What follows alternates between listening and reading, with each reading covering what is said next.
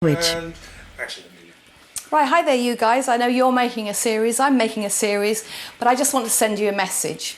Keith Floyd, I'm one of your biggest fans, and I've never told you this, but my father always thought you were the best TV chef of all. And I must say the best bit was when you set the fire alarms off. Hold on, we're on fire.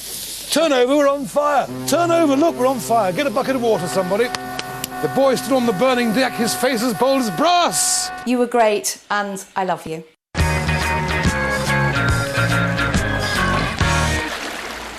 If you're under 30, you probably have no idea just how terrible most British food was when I was a kid. Fry in the hot bacon fat until it's crisp and golden brown, and there, fried sandwiches with Kraft Dairy Leaf. Try poaching eggs in it. What a blend of flavours. Give the family something fresh baked at home with Viota Economics. 2 world wars, which we supposedly won, had left us financially and gastronomically bankrupt as a nation. If you wanted exotic culinary adventures, you opened a packet of Vesta chow mein, added water, and reconstituted the powder inside. As for an evening out, the height of sophistication was a Burney Inn. Tender Burney steaks. Washed down with a warm fluid Light and refreshing. that reminded me of Sweetness. pink The wine is called piss. Mathias. Some Brits were vaguely aware that things were better in France, but how could we hope to cook like the sensual and romantic French when British food shops didn't even stock garlic, and olive oil was only sold in chemists, in tiny medicine bottles for pouring into your ear? On television, cookery shows reflected Britain's clinical and joyless attitude toward food. You can use deep frying fat over and over again. It will go on for months. They were mostly like the sex education classes I remember from school. The teacher would dutifully tell you which bit went where. There's no hurry. Fry slowly. But there was absolutely no indication whatsoever that what you were doing might actually be enjoyable. It takes about 4 minutes. But all that changed on the day that Keith Floyd burst onto my screen. Bless you. Cheers. Well, have you legless. Thank you. Have you legless in no time, this stuff. Heating it up, I thought I'd open a bottle of champagne. Into a jug. I'm going to drink out of the bottle. Fun, isn't it? He was unlike anyone I'd ever seen before on TV. He was passionate. He was likeable, funny. It's so refreshingly different. Here's to Parma. I certainly drink the odd glass of scotch. I have a quick slurp. What does it taste like? It's very good stuff, actually. I have a drink. As you can see here, he seemed to be permanently marinated in booze. So, there's a lot of drinking to do. And it was often touch and go whether he would flambe the food or himself. Cheers to us. I certainly drink more than my fair share of red wine. And I also smoke quite a few cigarettes. It's my life, and that's how I want it. So, cheers. Cheers to us. It's time for a quick slurp. You see, not only was he honest with his food, he was honest with his personality. Some say too honest. Well, quite possibly too honest, but that's what I liked about him. Sorry about my hair, but I'm not one of those that has a spray fix before we start, so there we are. Added health, a little bit of fresh coconut milk, which is actually a lie, because I got it from the tin. It's always very confusing on these shoots, you know, because we cheat a lot. Well, I don't cheat, but the director does. Anyway, we had a late one last night. The producer took us all out for a really slap-up meal. We've had a few problems on this shoot. Basically, we've been under budget all the way. And as you know, with filmmaking, if you don't spend it all, you can't get any more for the next one. So he took us out for an enormous, wonderful dinner. We had lobster, caviar, champagne, and the finest Italian brandy afterwards. And that's why I actually need this. He couldn't act on television. I mean, television's all about the bogus. I mean, bogus tears, bogus laughs, bogus indications of interest, you know, it's all that. I mean, he can't do bogus. He just comes on and he shouts and he emotes and he does it. Well done and thank you. He's himself and incorrigible and just the genuine article. Holding a glass of wine, being passionate about food and eating it and looking like he was enjoying life. This is catering. God, I'm getting into it. What's more, he played anarchically with the conventions of TV. Excellenter, excellenter. Deconstructing the genre, years before that phrase became common currency amongst people who didn't actually understand what it meant. Or not, as the case may be. Dennis ruined it. It's totally overcooked. And the fish is a complete disaster. He's a man I've wanted to meet for years, yet I've heard that he no longer wishes to appear on television and seems to have dropped off the celebrity radar altogether. Apart from a news story about him suffering a near-death collapse in early 2008, there's been no word from him for 2 years. So when Channel 4 asked me who my next documentary will be about, I told them Keith Floyd. Is he still alive? They asked. Oh, yes, we're in constant contact, I lied, and he's agreed to do the programme. What followed was 6 months of frustration, as we tried without success to locate him. We approached Keith's agent, Stan Green, whose website contained more details about a boat he was selling than information on his client. Even more curiously, he seemed to be embroiled in a very public feud with his own client in the national press. However, because Stan was Keith's agent, we approached him with a request for an interview. So began an astonishing email exchange between my producer and Stan, in which Stan gave us dozens of reasons why his client wouldn't want to take part in our programme. We, however, were not convinced. Eventually, I discovered Keith was living in a little village somewhere near Avignon, but with an agent who wouldn't help me. How could I contact him?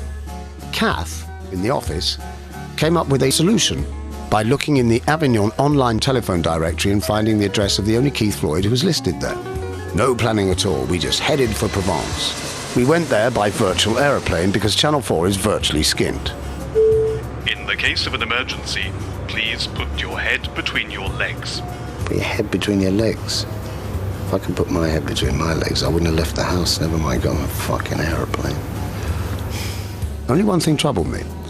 What state would this famous drinker be in after all those years of booze and that near-fatal collapse? Would he have one foot in the gravy? Would he be past his own sell-by date? Should I fear the worst? Oh God, how can I spin out an hour-long programme when my star interviewee is comatose, dead to the world, and apparently brain-dead too? It's true, GMTV did it with Eamon Holmes for years, but this is Channel 4. We have standards. Pray for me during the break.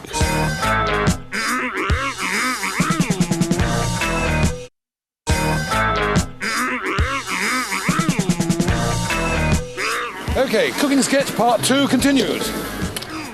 In Avignon, I finally pick up the message that I've been waiting to hear. Hello, this is Keith Floyd. I would be delighted to hear from you. I just sent the first letter. It is the best news I've heard in 5 years. Would love to meet you over here in Avignon as soon as possible. Thank you very much indeed. Actually, we'd got that message a week ago, but this is TV land, and it's much more exciting if we pretend that this is all touch and go, flying by the seat of our pants stuff, and that Keith hadn't already agreed that we could film at his farmhouse before we left London. Hang on a minute. Are you supposed to film me getting out the car? Yeah. Useless. Absolutely. Do it! I just want to have my fucking foot. Even this scene with the car apparently driving over my foot was faked. It's just a desperate bid to keep you interested. Just run over my foot. That's the mendacity of television.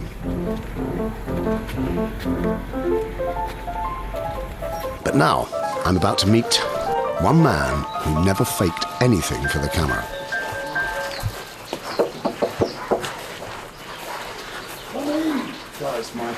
I wandered in, unannounced, and the film crew were falling over each other to capture the moment when I shook hands with my hero. Brilliant to see you. How are you doing? As you can see, Keith's 65 years of hard living and hard drinking have caught up with him physically. Excuse me? Lovely waistcoat. You look brilliant. Celia, my next ex-wife, bought me 4 of these in Thailand. But he's still the perfect host and immediately went to fetch some falling down water. That was amazing, that. Because he is a genuine hero of mine. Just love the bloke. He's only 10 years older than me. Fucking hell. Let that be a lesson. And I soon found out that he's mentally as sharp as ever. Thank you. Cheers, Keith. Good health. And as opinionated. And there's nothing to stop us smoking in here throughout the whole Absolutely. show. No, if you don't smoke, you go fucking outside. I don't know what you think about this, Keith. And I hate the name Keith, do you? Yeah. Well, not really. When you put it into context, there's Keith Richards, Keith Moon, Keith Floyd and Keith Allen. It's brilliant. But you put Keith Chegwin in the mix, it's fucking dreadful. When you started in the 60s, England's kitchen was just crap, wasn't it? You are absolutely right. It was all horrible. Of course it was. I worked in a restaurant where we used to open tins of ravioli, put them into Denby-ware brown or blue bowls, grate cheddar cheese over the top and pretend it was Italian cooking, for Christ's sake. Homemade. Homemade. Well, you opened the tin at home, didn't you? Yeah. Must be homemade. Although he has an upper middle class air about him, Keith Floyd was actually born into a poor, rural, working class family in Somerset. He realised the importance of food very early in his life because foraging in the woods and hedgerows wasn't a luxury for him. It was a necessity.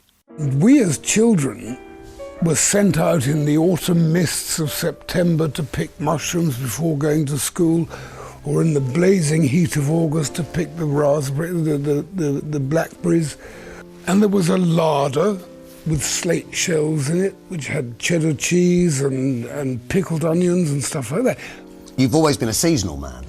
Oh, absolutely. Yeah, and I presume that's because, no, you're right, because of your parents, and also because that's what people did. They ate seasonally, didn't they? Well, of course they did. James, can I have a drink, darling? Although Keith's first love is French cuisine, he still adores those childhood tastes. So I'd bought him some very hard-to-obtain comfort food from England. Right, Keith, I bought you some Hayward's Piccalilli. Fantastic! How about this? Corned beef. His first producer recalled how Keith loved to eat these British comfort foods when they were filming in exotic locations. Sometimes when we would go up, to these far-flung places, we would always have tins of beans in our suitcase, and then after we've had loads of bean sprouts and what have you, and prawns and this size and all of that, all we really want are baked beans on toast. Much better than any lobster when you've been away for about 6 weeks. Corned beef, mashed potato, Piccalilli, because it's real life. Yes.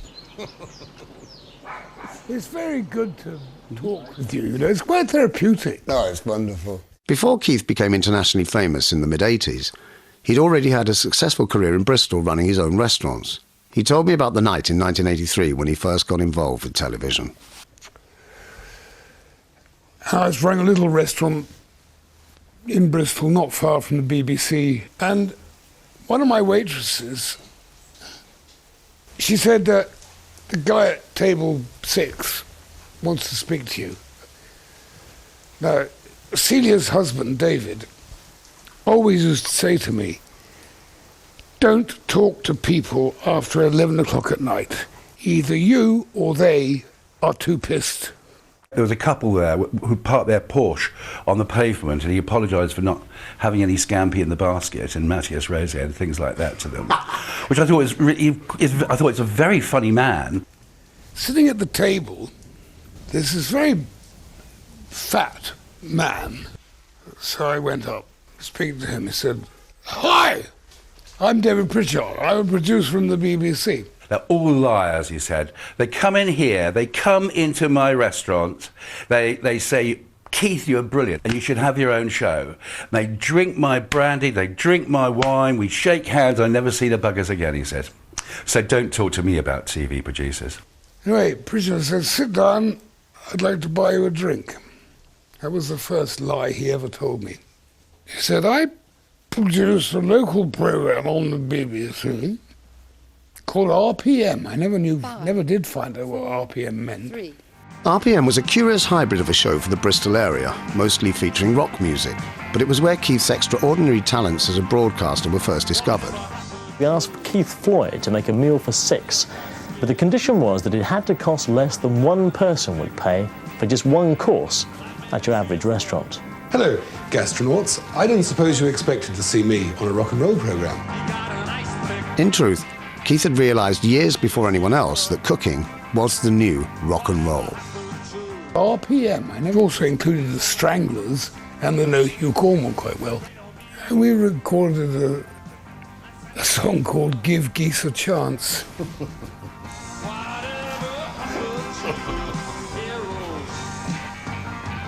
And Yoko had it. Put the blockers on it. Absolutely. The next lie he told me was, on behalf of the BBC, could we pop in and film you cooking a meal for 4 people for £1? It'll only take 5 minutes. That was the second lie he told me. Anyway, I turned up for the filming, And he said, and I saw about 3 huge rabbits the size of whippets, bottles of brandy, bottles of Armagnac.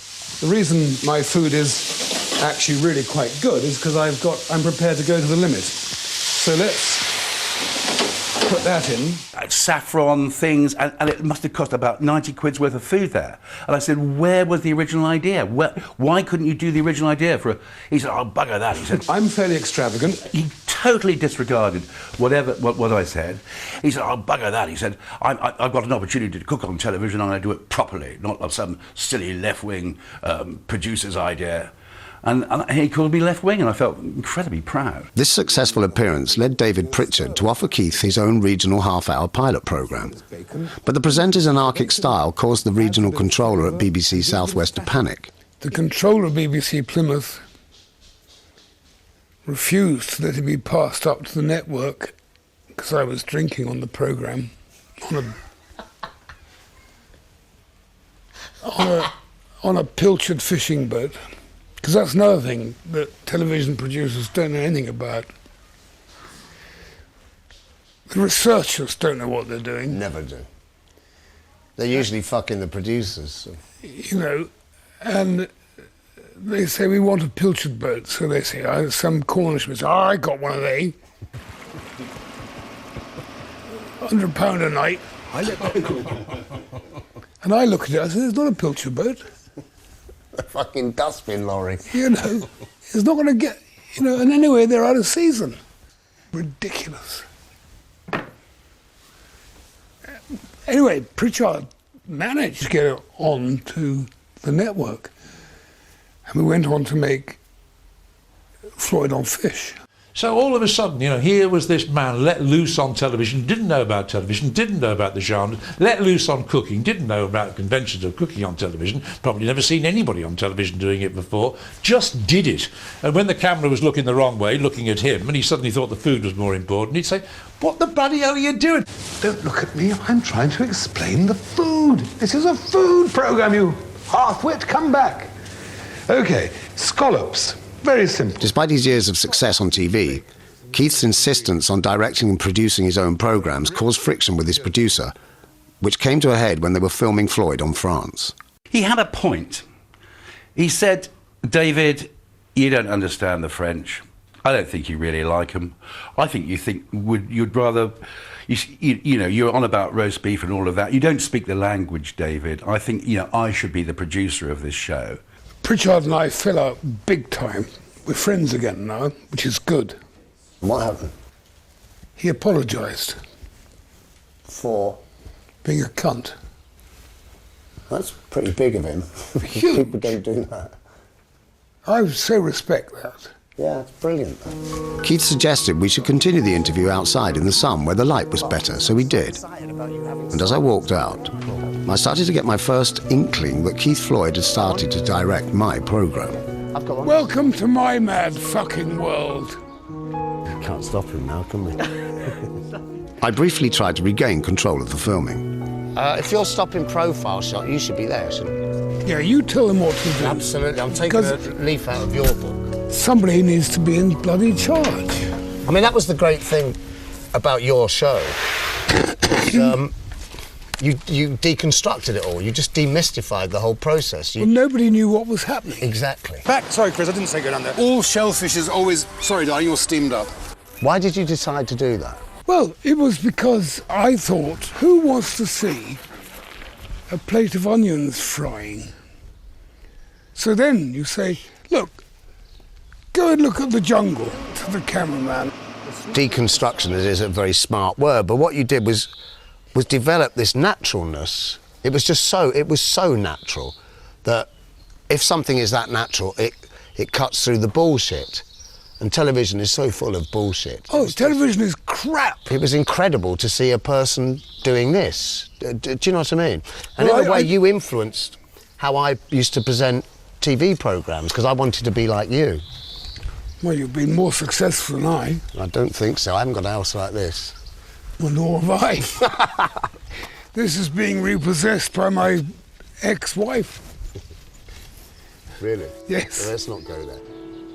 Before Keith opened his first restaurant in the late 1960s, he'd had a brief unsuccessful spell as a journalist in Bristol, followed by an equally unsuccessful career in the army, where he first learned to cook professionally. I'd got a book by Elizabeth David called French Provincial Cooking, and I said to Corporal Feast, why don't we make some hare or some coq au vin or something like that? Given Keith's antipathy to obeying orders, it was inevitable that his military career would be short-lived. It was decided that I and the British Army were incompatible. After his discharge, Keith decided to pursue a career as a professional cook. Went to the Royal Hotel in Bristol, and the chef said to me, you come in here wanting to be a cook, you've got a public school education, you're an army officer, who the fuck do you think you are? I said, I'd just like to be a cook, please. And he gave me, as I now realise, a last-ditch chance. And he said, what is the difference between a waiter and a bucket of shit? Chef, I think it's the bucket. And he said, go over there. You've got a job. Why did you so want to be a... Because I think, kind of outside of the marital bed, the dining table, the kitchen table, is where everything takes place. It's intimate. If I can produce a glass of wine for you or some food for you, we're able to communicate. From my understanding, now a lot of homes don't have tables. Kids who haven't been to school all day come back from not having been to school all day. Hungry, because they've been running from the truant master. And open up the fridge of inedible stuff. Anyway, I wanted to be a cook. While we were making this programme, celebrity chefs queued up to pay heartfelt, personal and deeply touching tributes to Keith. You introduce something to the screens that no other chef on TV has been able to emulate. That's what puts you above the rest. Keith is probably one of the few real people. He's heartfelt, he came across honest, with a huge passion. He should be recognized, not just as a great man, a fabulous chef, but a sir. It was genuinely moving to hear his younger professional colleagues speaking so warmly about Keith, so I felt sure he would wish to reciprocate. Actually, I think they're all a bunch of cunts. Jesus Christ. Now that's what I call a tongue sandwich served with relish. Find out why he thinks that after the break.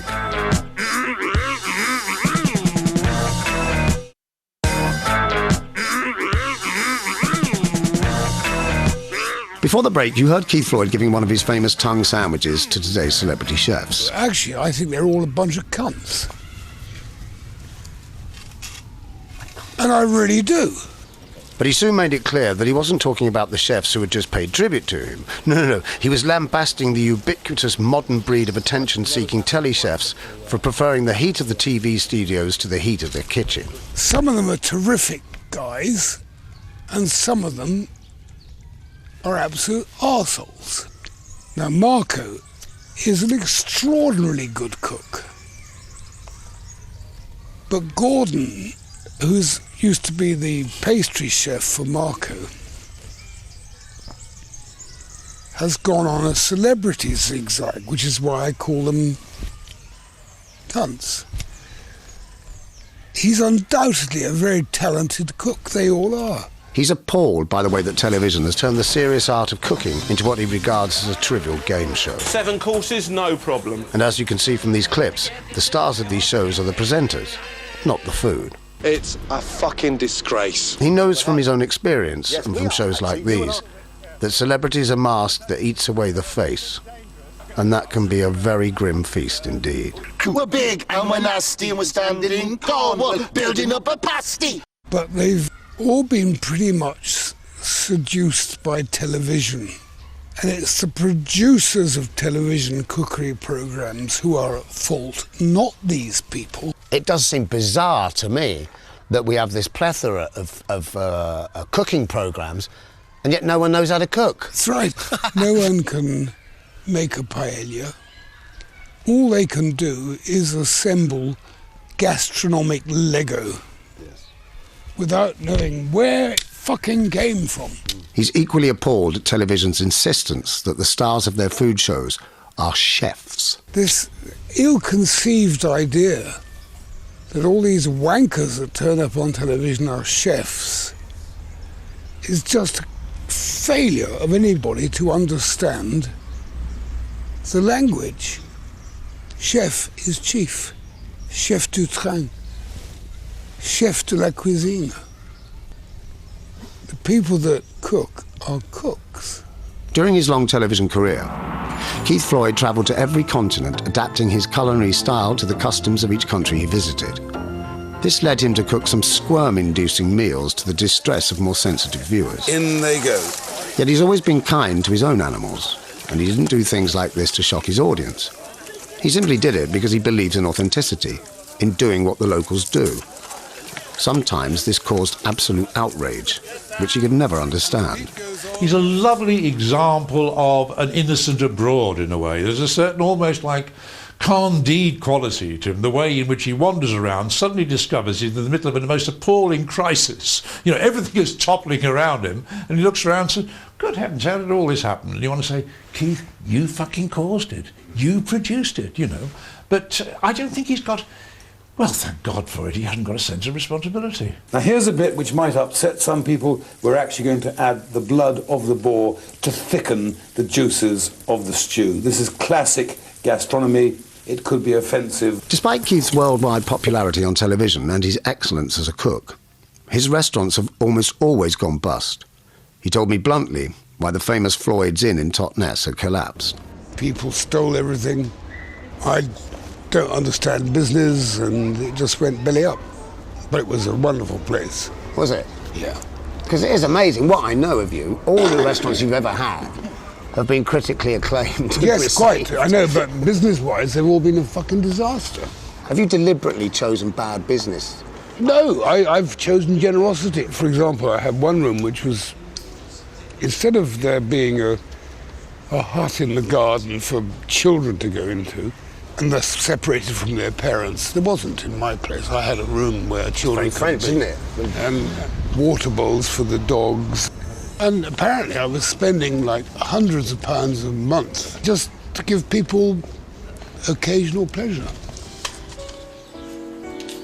After lunch, Keith continued to direct my film, insisting that we film his garden and see his pet ducks getting the same 5-star treatment that his dog Floydy Boy enjoys. What we have round here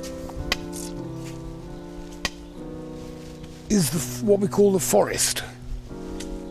Bonjour, Cyril. Bonjour. Excuse-moi, je suis complètement débordé. Je vois ça. Comme d'habitude. Comme d'habitude. Ouais. Parce que quand on a une équipe de télévision, comme ça, c'est emmerdant. Ça, faut pas le dire. Fais voir les canards, s'il te plaît. Allez. Luckily for these ducks, they are pets, not ingredients. There you go. Look at that. See, isn't it fun? Yeah. Of course it is. C'est colvert mignon. Now, Keith, you can't have... You haven't lost all this. This will be with you forever. No, it's being stolen by the High Court of Justice in the Strand. What are they going to do with it? Sell it? Sell it and give it to my ex-wife. Is that beyond negotiation? Completely. Really? I mean, I don't want to impose on your private life. No, not at all. How do you feel about that? Fucking sick. Keith recently had his 4th divorce, and I knew it had been messy.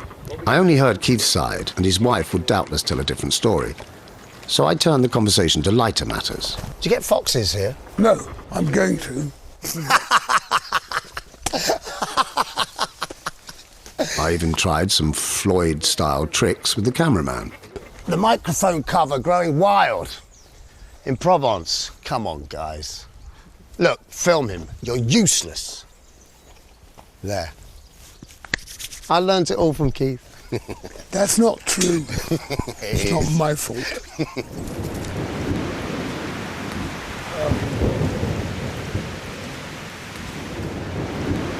Welcome to Provence. Is this the Mistral? Yeah. Despite Keith's reputation, I found him a genial and friendly host. But his tongue is razor sharp when he's asked stupid questions, as I found out when I inquired if he actually cooks on his own barbecue. You still cook out here, Keith? No, that's just for show.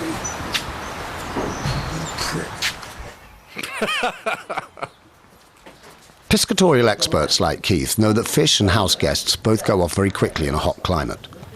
So he retired for a well-deserved siesta, pictures of which we mendaciously used in part 1 to suggest he was in a coma, while I jumped into a specially chartered helicopter and flew over the French forest.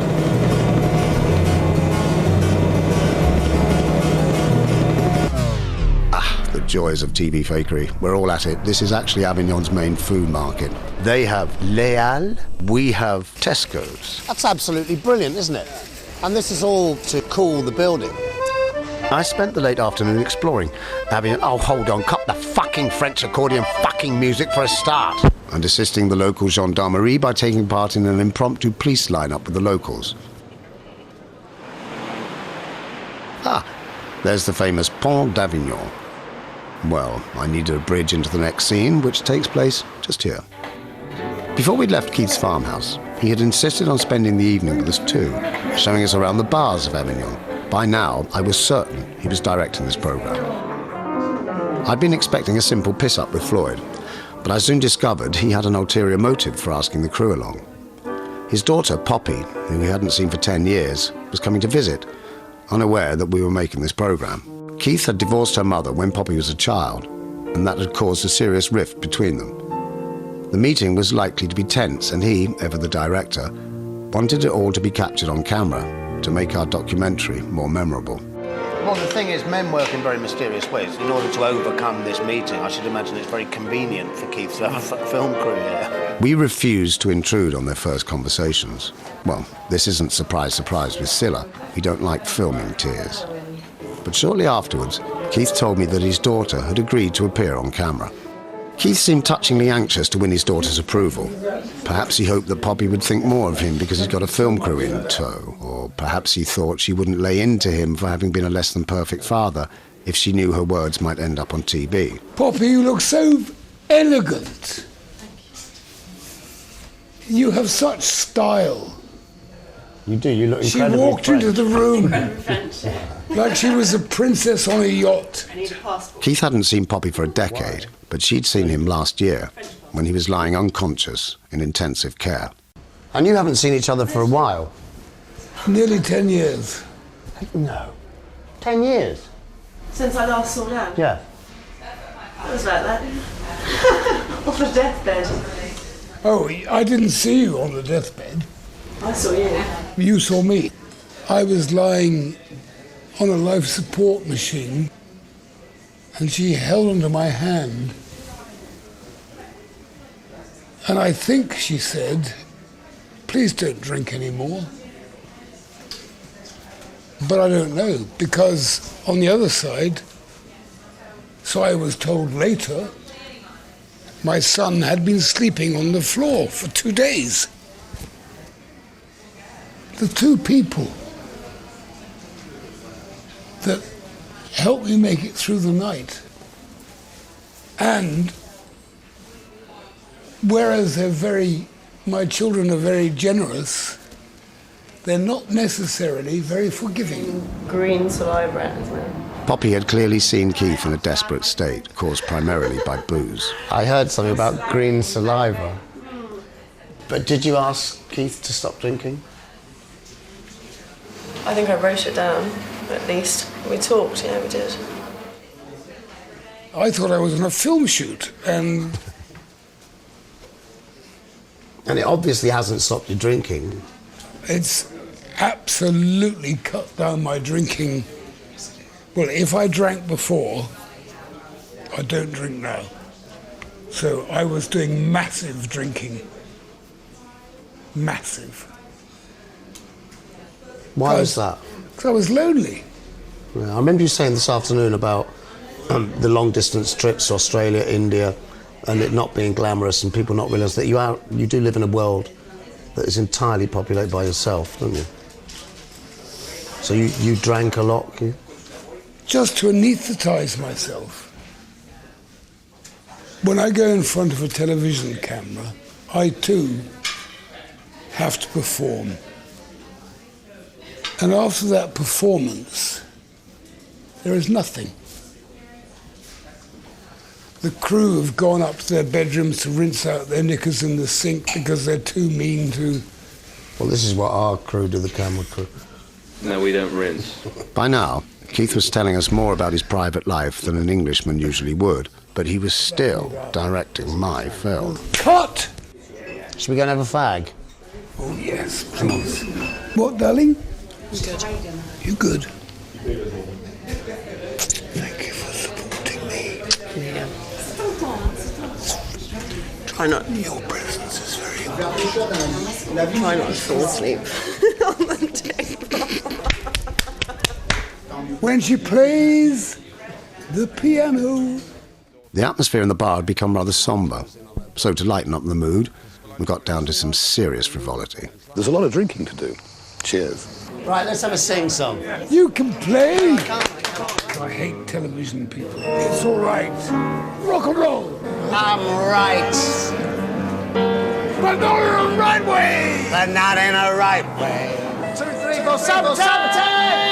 And the fishes I live in. Chips, chips, jumping. And my baby's a whore. Whiskey's flowing. And I can't stop singing. So hurts my girl. By now, we felt we'd already got our film. But our director, Keith Floyd, insisted on holding a grand gourmet lunch for us the very next day, at Channel 4's expense, to celebrate the making of this programme.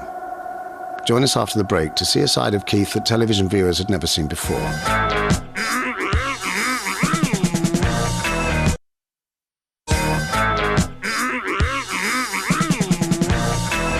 The next day at noon, I was sitting in the courtyard of the Hôtel de Europe in Avignon, where Keith Floyd had asked one of Europe's finest cooks to prepare for us a 17-course Grand Bouffe. As I waited, I wondered what state Keith would be in after our night on the razzle. Soon, I heard him approaching, his walking stick resonating against the cobbles. Keith! Sir Keith. Good morning. Do you know, if I was remaking Treasure Island, right, I would record that walking stick. And you would be Blind Pew. And I'd give you the black spot.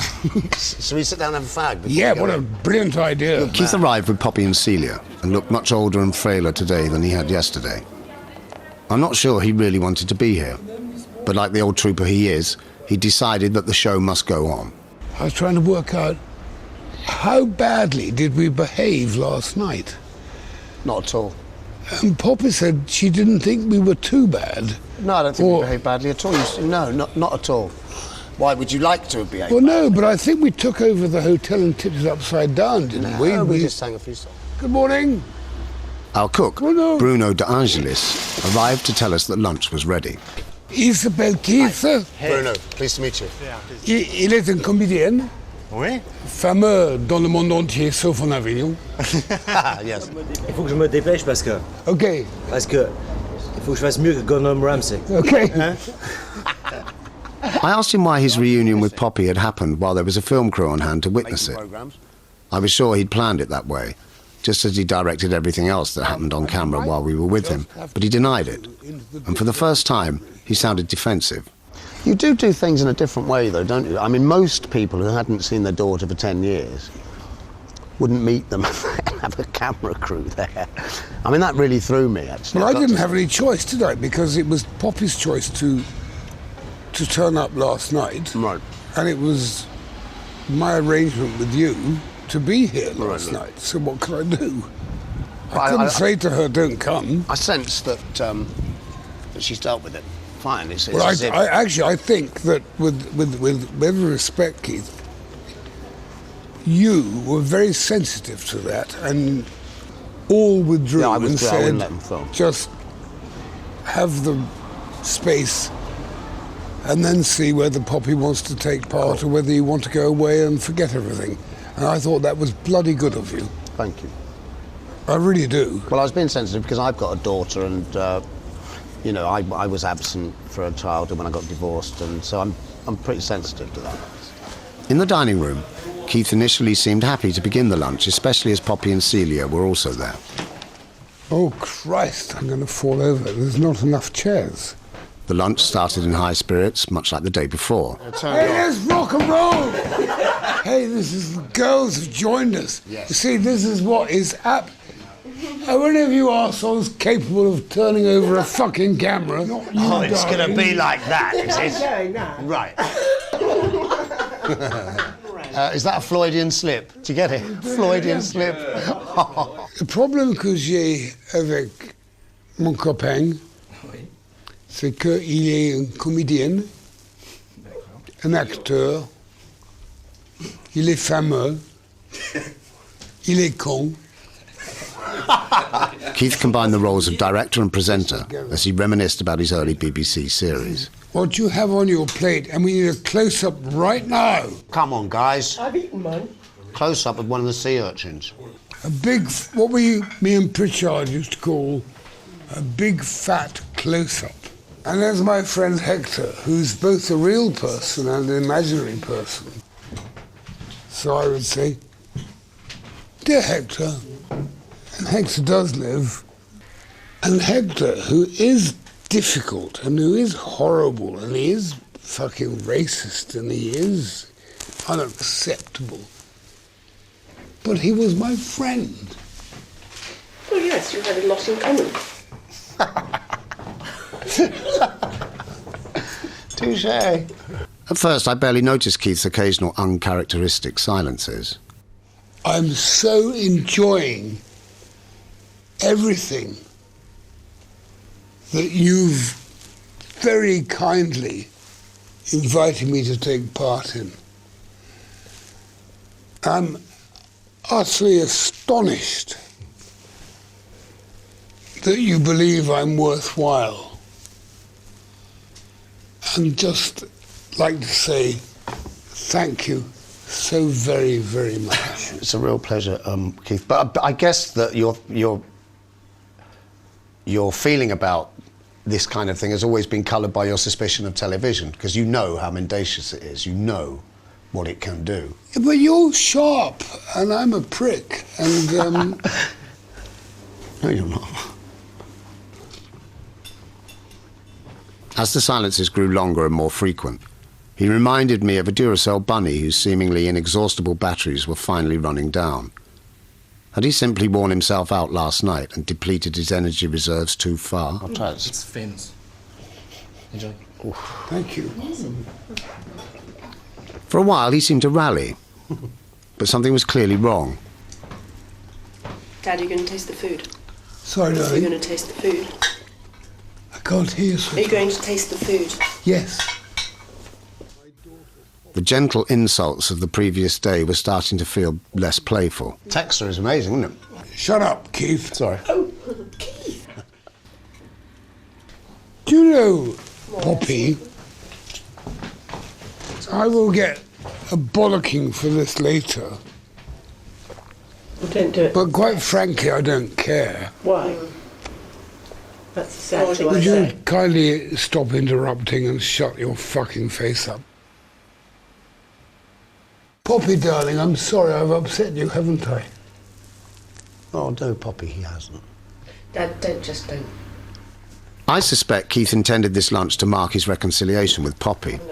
He'd thought that the presence of the cameras might persuade her to forgive him for having been a less than perfect father. But now it was all going wrong, because she clearly hadn't forgiven him. And the presence of a Channel 4 crew wasn't going to skew her judgment one iota. I think that was why he was looking so defeated. There has been a clash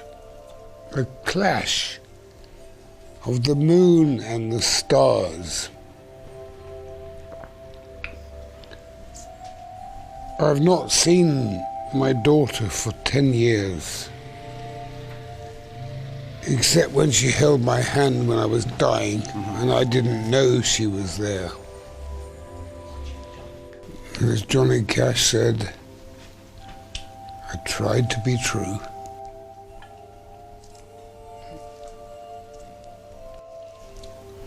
And if you don't mind, I'm going to just go and sit on the sofa. Yes. And that was the last I saw of him. The man who deconstructed television in the 1980s seemed to have deconstructed himself over lunch. It was a sad sight, and perhaps you're thinking it was partly my fault, because I shouldn't have gone drinking with him the previous night. But abstemious old age is not for Keith, and as he said earlier on, I drink and smoke more than my fair share. It's my life, and that's how I want it. And later that evening, when I phoned to check how he was, I was told he'd had a few hours sleep in a hotel bed and a foot massage from our researcher, and was now back in the bar again, happily knocking back the booze just as he does every night. Like Winston Churchill, his philosophy seems to be that I have taken more out of alcohol than alcohol has taken out of me. Keith, just explain what this is. It's called the Keith Floyd Blues. My friend Bill Padley wrote it. Right. The Keith Floyd I met in Avignon was exactly the same as the Keith Floyd I used to watch on TV 20 years ago. He is one of the most honest and genuine people I've ever met, and I'll always remember the weekend I spent with him. Sadly, he contacted me a few weeks after filming to tell me that he'd been diagnosed with bowel cancer. But, ever the fighter, he's battling against the illness, and he was amused and delighted to be told by his doctor after a thorough medical that his liver is in 100% perfect condition. Keith Floyd is a mensch, and that's why I really couldn't let such a joyful programme end on such a downbeat note. So, in the best traditions of mendacious television, here's a song we actually recorded with him on the first day, and we'll pretend it happened after the hotel lunch, just to give us a happy ending. I woke up this morning, all Floydy boys back in town. Got it. I was getting drunk by lunchtime and unconscious by sundown.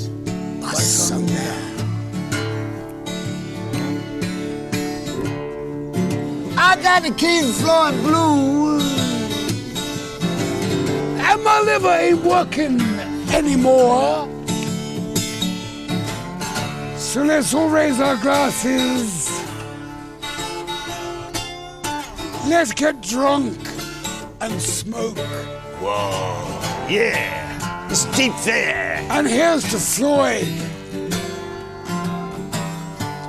a legend and a fucking lovely bloke. See, you can do it. Go on. I'd like to do a song now called Keith Allen's a Really Great Bloke. Associated Rediffusion.